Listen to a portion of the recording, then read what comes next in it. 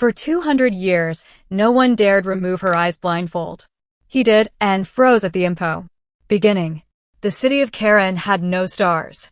That was not to say the heavens were empty, oh no, they glittered more brightly than any other world in the Confederacy, but the city's shields painted the sky in a black dome, cutting off every view of them. People whispered it was to protect them from cosmic radiation. Others muttered about an ancient pact.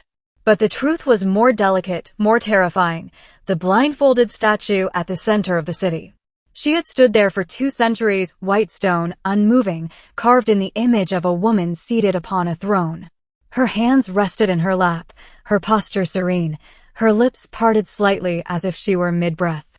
But it was her face, wrapped in the silk of a dark blindfold, that set the city's laws in place. For 200 years, the elders reminded every child, no one has dared remove her blindfold. For if her eyes are seen, then the impossible shall unfold. It was a superstition woven into the bones of society. Merchants sold miniature versions of the blindfold as protective charms.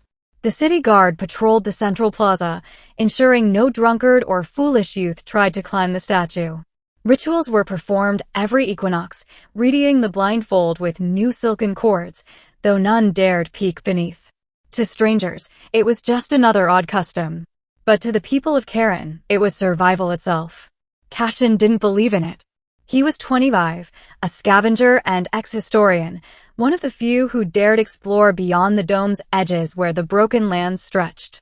His life had been about digging into ruins, into old texts, into lost histories buried by fear.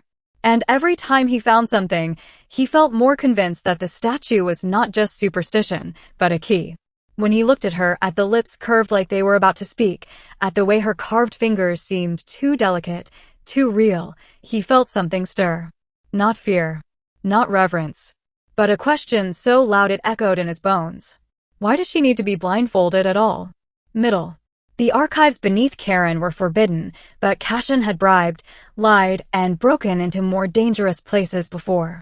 He read by lantern light, sitting among mold-ridden shelves, flipping through brittle pages wrapped in preservation film. There were fragments, scattered references. A seer who burned. A woman who gazed into what must never be seen. A binding done not to her, but to us. None of it was clear. None of it explained why. Then he found a name. Arindra. The statue was no mere idol, it was Arindra, last of the visionaries. 200 years ago, she had walked among humans during the Wars of Expansion. She was not human herself, not exactly one of the Starborn, a race who had long since vanished. They were said to see not just the world, but the lattice of possibilities beneath it. To gaze into their eyes, the records warned, was to unravel. But Cashin also found something else. A diary. Human, not Starborn. The writer spoke of Arindra not as a monster, but as a protector.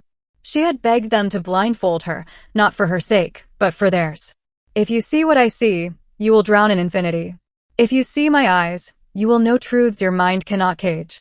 Promise me. Promise me you will never remove it. The entries ended abruptly. Days later, Arindra was turned to stone. Not killed. Not buried. Preserved. And something inside Cashin whispered that she was not gone. Not dead. Waiting. Rumors of his research spread. He was not the first to obsess over the statue, but he was the first to find evidence, real names, real diaries. People laughed, but others whispered, and when whispers grow too loud, they attract teeth. One evening, city guards dragged him from his dwelling. The council elders, robed in crimson, eyes ringed with suspicion, sat him before their crescent table. You seek forbidden knowledge, the eldest said. I seek the truth, Cashin answered. Truth is dangerous. Only if you fear it. Their glares told him he had crossed the line. He expected exile, maybe imprisonment. Instead, they leaned close, their voices a hiss. You wish to see her eyes? Then do it. Bear the weight. Prove to us why no one has dared. Cashin froze. It was a trap. If he touched the statue, the people would call him heretic, blasphemer, madman. If nothing happened, he'd be executed for desecration. If something did happen, perhaps worse. But the idea had already rooted deep in his mind. The night was windless when they brought him to the plaza. 1,000 eyes watched from shadowed windows, fearful yet unable to turn away. The statue towered over him, white and serene beneath her veil. The guards tied no rope to hold him back. They didn't need to. The weight of centuries pressed like iron. Cassian stepped forward anyway. He touched the blindfold. The silk was impossibly soft, cool despite the night. His fingers trembled. 200 years of fear. 200 years of obedience. He pulled. The knot loosened. The blindfold fell. Her eyes opened. Not stone. Not empty. Alive. They were not eyes as humans knew them. They were starfields, galaxies spinning in liquid motion, layers upon layers of impossible geometries folding into themselves. Each blink was a nova, each glance an eclipse. Cassian's breath caught. His knees buckled. His mind screamed. He saw time unravel like threads, futures diverging, deaths and births, wars that might be and might never be. He saw himself as a child, as an old man, as bones in the dust, as a conqueror, as a murderer, as a savior. He saw the council elders behind him, shriveled and afraid, but in another thread, burning cities under their reign. He saw the shields of Karen cracking, the sky revealed, and something vast moving in the dark. He saw her. Not stone. Not trapped. Waiting. Cassian, she whispered. Her lips curved, and he realized with horror and wonder that the statue had never been stone. She had been still, waiting for this moment. I am Arindra. Her voice was soft, but it shook the plaza like thunder. Why? Cassian croaked. Why the blindfold? Because my sight is not mine to give. When you look into me, you see all possibilities at once. It is too much for a mind born in time. Cassian staggered, clutching his head as 1,000 versions of himself fought for dominance inside him. Then why let me? Because it is time, she said. The impossible has come. The revelation. The dome trembled. Above, for the first time in 200 years, a star pierced through. Then another. And another. The shields flickered. The crowd gasped.